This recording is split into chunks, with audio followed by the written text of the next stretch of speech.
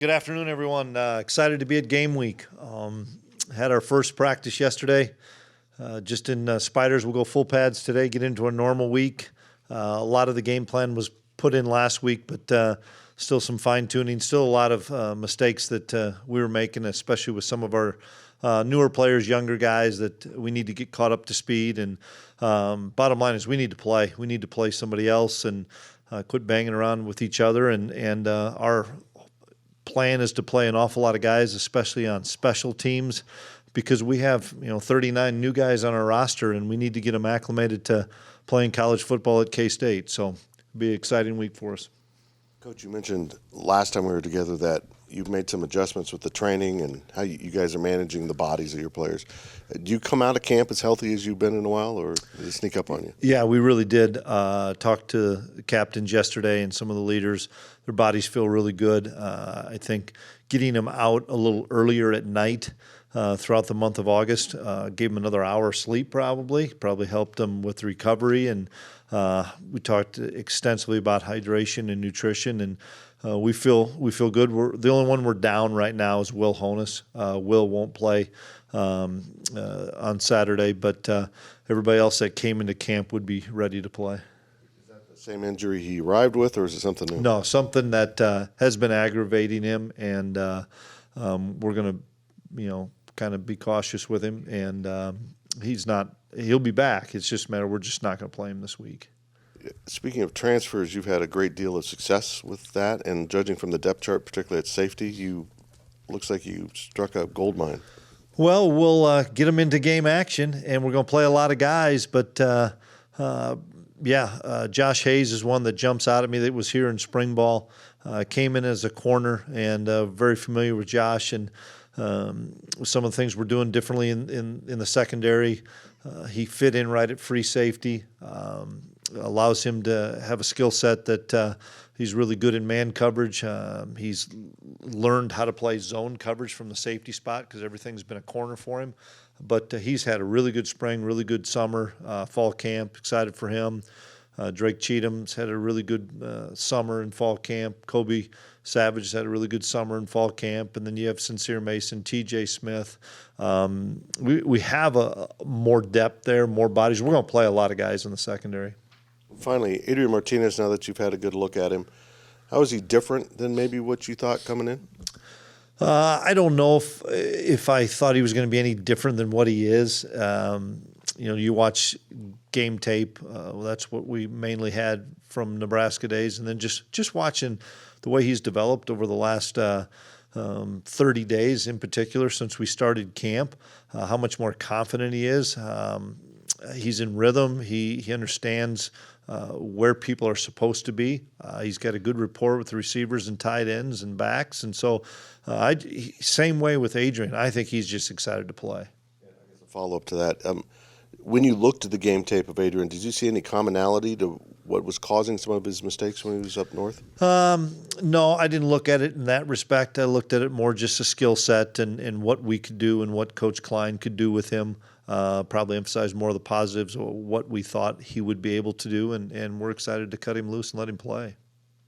Looking at the offensive line, what would you say is the game one plan for center? Do you want to use both those guys? Yeah, both will play.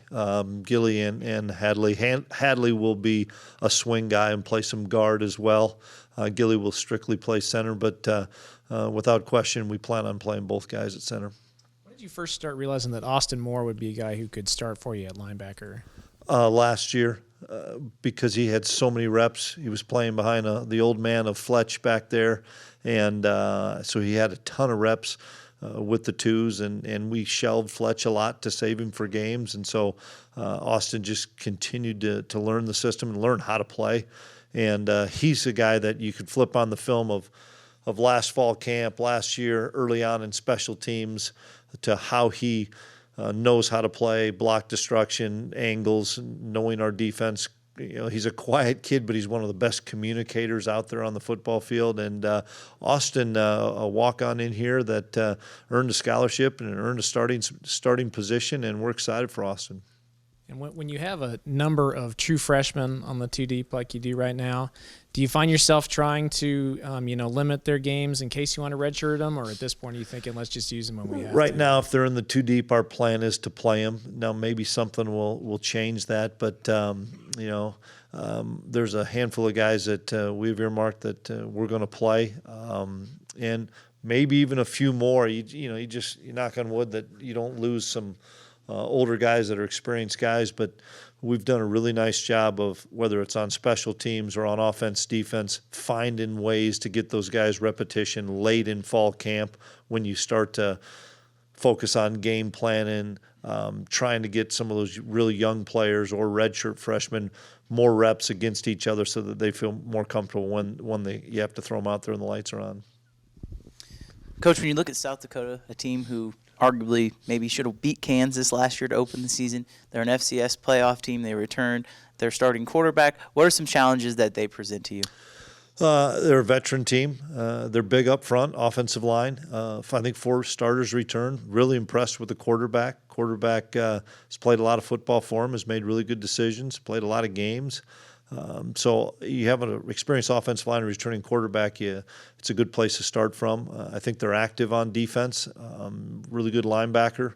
I think they're a team that is well coached. I mean, anytime Bob Nielsen is coaching a football team, it's going to be a really disciplined, well coached football team, and they're going to be ready for the moment. They'll be excited about coming into the Bill and just teeing it up and playing. And I'm sure they're in the same boat as we are of just wanting to play somebody else. And we're going to have our best A game to come out on top.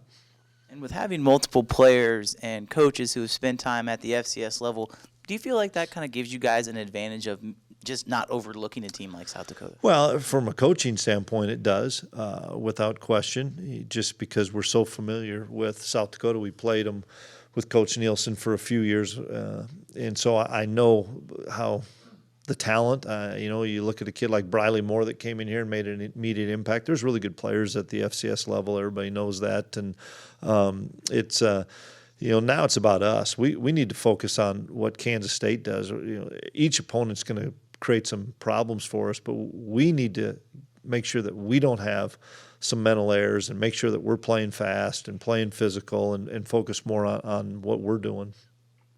What do you want to – there's probably a number of things, but what do you want to learn the most coming out of Saturday about your team? All the new guys that we have, just getting – game experience for starters, whether they are a starter or a backup, playing a lot of special teams, because we have a lot of guys on the two deep of special teams that may not be in the two deep on offense and defense, because it kind of leads us into we have 3 weeks to learn an awful lot before we have to start trimming a travel roster. That's the first thing. Second thing is just playing our systems offensively and defensively, fast, physical, great communication, great mental focus, lack of mental errors. You always worry in that first game, whether it's play clock, whether it's substitution errors, whether it's false starts, whether it's defensively not being able to get a guy on and off the field because these guys are going to tempo, and it's we practice that, but not in a game situation. Tackling, all the things that early on you're hopeful that the things that you did have prepared the guys, but just the game repetition is going to be the thing that's going to be so critical and key for us. 2 new assistants on the offensive end, and Colin's now the offensive coordinator. Do you have to practice that in-game communication all over again a little bit? Yeah, we did that on last Friday night. We had a mock game and had everybody in their spots, and I think that helped. I think it helped all those new players. We did everything from what a pregame warm-up would be to where they're at on the sideline to, a pregame at the hotel, just trying to get all the bugs ironed out, trying to get all the anxiety away from the guys to say this is what we do on a Friday and a Saturday. And I think it was productive because I talked to some guys. They were just appreciative of knowing, okay, this is how it operates. And so now it's just going to be different because there's going to be 50,000 in there and not just us coaches and some support staff. So I know the guys are really excited about finally getting a chance to play. What attributes does Drake Cheatham bring to that jack safety role? Very smart, played a lot of football, had a lot of really good success at his previous institution, has a lot of confidence, really good communicator. It's kind of a new position for him in the fact that they didn't run that same defense at his old place. But I just a really mature guy that understands the game of football really well. And so I'm excited. He's going to split time with Sincere. Both of them are going to play. Because we need to continue to develop Sincere, and Sincere missed a good chunk of last season. So I'm excited about the two guys that are playing that jack spot. And the health of Khalid Duke right now, where's he at versus where he could be by midseason? He's in good position right now. He's going to play on Saturday. I don't know if he'll play 15 plays or 55 plays. But he practiced all last week, practiced all this week. He's played enough football that now we just got to get him into some game shape. But he knows what he's doing, and sometimes you just get players like that. You just got to cut them loose and let them play. And without question, that Khalid is excited about the opportunity to get back on the field. He had his season cut short by about 10 games last year, and that's hard. And so I know, like a number of guys, he's just excited to get back out, be healthy, and play fast. And another linebacker, Gavin Forshay, how's he picked things up this fall and summer? He's doing well. We started him off at an outside linebacker of our Sam backer spot, and then when Will Honus lost him a little bit during fall camp, we moved him to Will linebacker, so he's starting to get more comfortable there. Gavin's going to be a really good football player, just learning the nuances of the defense. Very fast kid, physical. Now just trying to get him some reps. How did DJ Giddens prove himself to be the number 2 over Anthony Frias? Well, they're both going to play. DJ and Anthony are both going to play. But just quality body of work. DJ was here all spring, took most of the reps. We didn't give Deuce that many reps in the spring. And then in the fall, once again, we tried to push DJ and put him with the ones an awful lot, put Anthony with the ones as well. But DJ just over a long body of work continued to improve. And we all know DJ's a really good runner of the football, but just pass routes, pass protection, understanding how important the play action is and the fakes he has. And I'm excited because DJ's ready to play college football. And I think people think they are as true freshmen. Now you get that year under your belt. I'm excited for DJ. He's going to be a really big asset for us this year.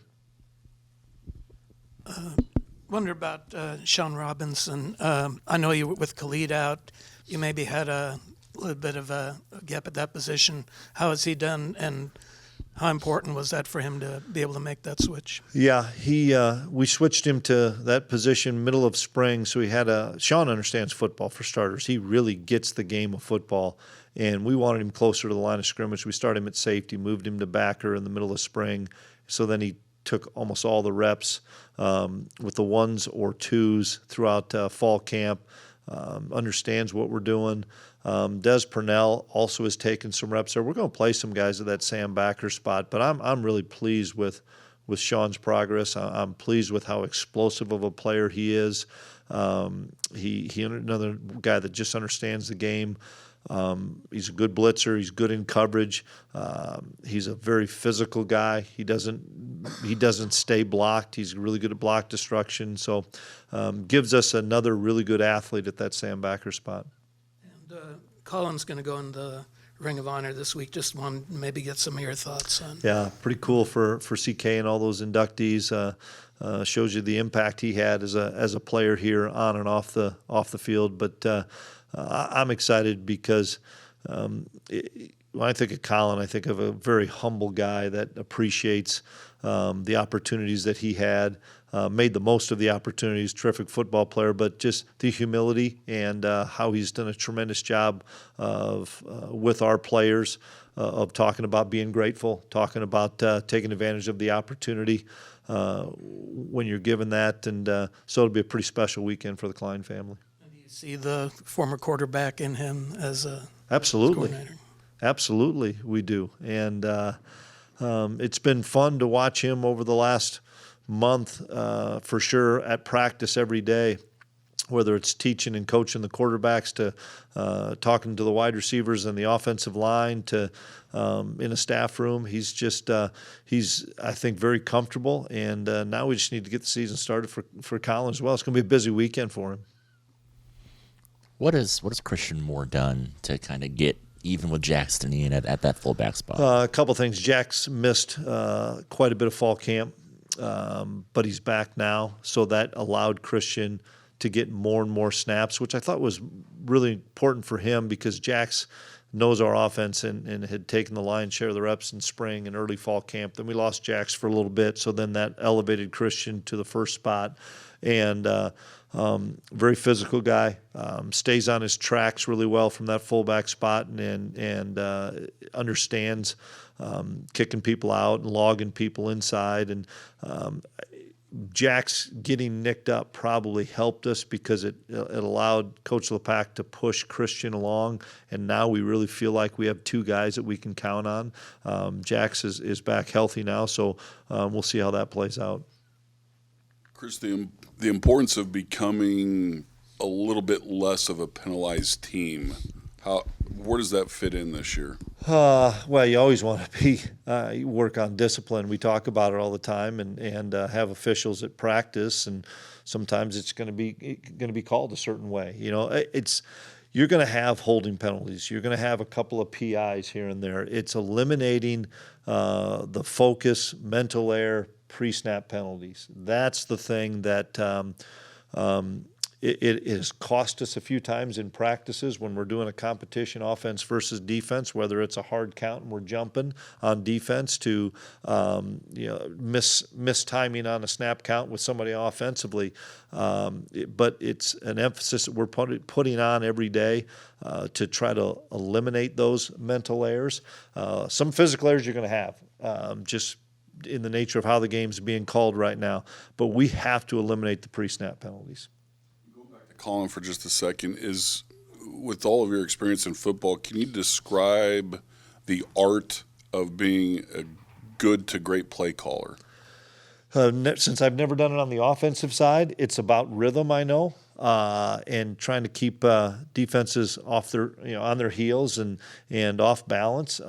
Same thing as a defensive play caller. I think Colin, it's getting to know your personnel, and that was, I think, on display last year in the bowl game of how well he knew Sky and how well he knew what we had on offense. And I think part of that is just continuing to learn about Adrian, continuing to learn how Adrian works with our wide receivers and tight ends. But there's been a great comfort level thus far with how we're calling it. And we do so many good-on-good situations in fall camp where it's not scripted. And I think both of our coordinators really like that, to just say, hey, it's 1st and 10. It's on the plus 20 today, or it's on the minus 40 today, or wherever it's at. And it's a red zone, and I'm just going to say, let's go. It's call it from the sideline. And I think all coordinators like that because the players aren't saying, well, I know this play's coming next. It's a little bit more preemptive to those guys just calling it off the cuff, and he's become, I think, really comfortable in that. I know we've had a couple of conversations, you and I, about special teams guys and trying to incorporate some younger guys in there. I'm just curious as to how that has gone. I know you have Nick and I'm sure Austin Moore and those types of guys, but replacing a Landry Weber, those types of guys, that's got to be pretty difficult. How's that gone? It's gone well. I mean, we had well over 200 snaps from guys like Landry and Ross Elder. We've put a huge emphasis, and it started last spring when we were down all those offensive and defensive linemen, in particular defensive linemen, and did a bunch of special team stuff. Ty Bowman's really stepped up. He played some special teams for us last year, but he's really stepped up this year. Seth Porter's a guy that we're going to lean on more and more. His brother Shane Porter is going to play on some special teams for us that I'm excited about. We're going to play an awful lot of guys that are probably either in their first or second year in the program that have learned behind the Landry Webers to understand how we do things, and I'm excited to see, because we need to be successful and winning on special teams week in and week out. The amount of time we put in on it. I'm excited for Chris Tennant, who I know has taken that next step as a kicker. We've got the best long snapper in college football, in my opinion, in Randon, and makes it much easier on Chris, makes it much easier on Ty and Jack because the ball is going to be there. But you're going to see a lot of different people on special teams this week that maybe not in the two deep, but they're going to travel, and so they're going to find their way on that bus. When you say you want to play a lot of people in this game, do you have a number in mind? I don't, more because of special teams. For example, on offensive line, we envision playing 8 guys. That's just an example, and then a couple of tailbacks. But with all the people on special teams, based on the amount of kick returns, punt returns, and that stuff, we have a group of 3 deep that we want to move around and get to. We have some really good starters on those that are going to play on those, but we want to make sure that if it's a second kickoff of it, we don't play Daniel Green, for an example, and get Des Purnell on there, regardless of the score, just because we want to make sure that we get some of these guys that we're going to count on once we get into conference play. Everybody's the same way. You've got to build up to conference play, and you've got to get guys in, regardless of outcomes and wins and losses. You have to find a way, especially when you're at home, to get a multitude of guys in the game so that you can find out about those guys as opposed to waiting until late October. Where's your confidence level in Leviston at left tackle right now? Really good. And he's taken more snaps because Andrew Linegang, who's his backup, missed about 10 days of practice in fall camp. Liney's back, full go, ready to go, but KT took all those snaps plus some, and he's had a really good camp, and it's really important to KT. KT's a guy that came in here or got to know when I first came in here, and the amount of growth, maturity, his ability as a football player is improved so much since the first day we walked in here. KT has the ability to be an all-conference player, and I'm excited for him to get the opportunity. Now, we'll play Liney some too, and that's the key of those 2 guys' development so we can keep Coop inside. One more for you. I'm sure this doesn't surprise you, but Skyler Thompson made the Dolphins roster today. What do you think he did so well during training camp? Well, I think he completed a lot of passes, didn't he? Didn't throw a pick, and he had a great – I had a good communication with Sky on Sunday, so I knew he made the 53 on Sunday, but he didn't make the 53. He earned to be on the 53, and I think I don't know that business very well, but I think if they'd have released him, he'd have been picked up pretty quickly. And so, like we talked about, it's a great fit for him down in Miami. He's excited to be there and learn from some of the older guys, but stage wasn't too big, had a chip on his shoulder, and played really good football, and he was prepared to play really good football. Coach, every year is kind of different. This seems to be a team that has some momentum. We haven't played a game yet. With it. During the off season, okay. it just seemed that way. What are you going to think about when you're coming out of that locker room in front of 50,000 fans for the season opener? How fortunate we are to have the fan base that we have. The fact that 50,000 people are going to come watch these players that have put their heart and soul into the off season, the summer, the fall. To be in a position to play another game at home and in front of the greatest fans and great stadium, and so excited for that part.